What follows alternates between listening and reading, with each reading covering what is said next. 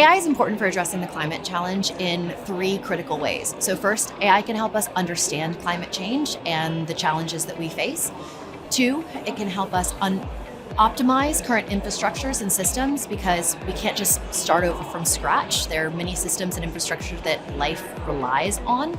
And one of the beauties of AI is it's a software-only solution that can ride on top of existing hardware and infrastructure to optimize it for use while we wait on, more sustainable, more environmentally friendly technologies of tomorrow. And the third is that it can help us accelerate breakthrough science. So you think about examples here like fusion.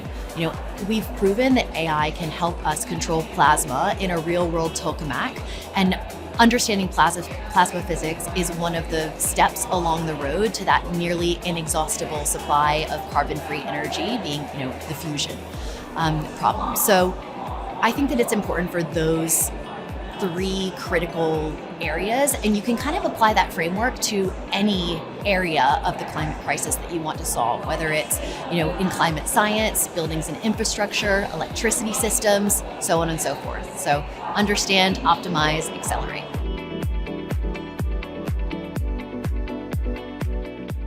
Events like Innovation Zero World Congress are important because it gives us the opportunity to talk about actions we can actually take, and it gets the different people who are responsible for different parts of the solutions all together in the same room in the same conversation.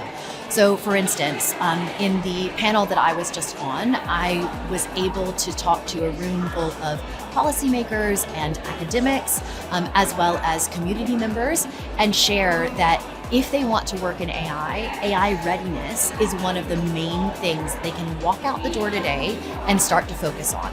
And what AI readiness means is understand the problem statement that you want to work on. Sometimes defining your problem actually shows you that maybe AI isn't the right tool. Maybe you can use a simpler tool. Maybe something else is the more appropriate solution.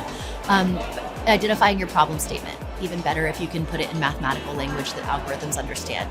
The second one is getting the data together and getting it cleaned and standardized, formatted, make sure it's unbiased in order to solve that problem. You wouldn't believe the number of partners that we go to work with who have their problem statement already. They know what they want to do. They know what they want to use AI to solve. And then parts of the data that they need to solve that problem haven't been collected.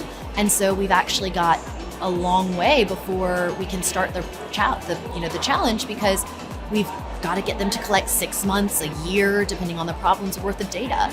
And then the third bit, in addition to identifying the problem statement and defining it clearly, getting your data in order, is also to understand the benchmarks.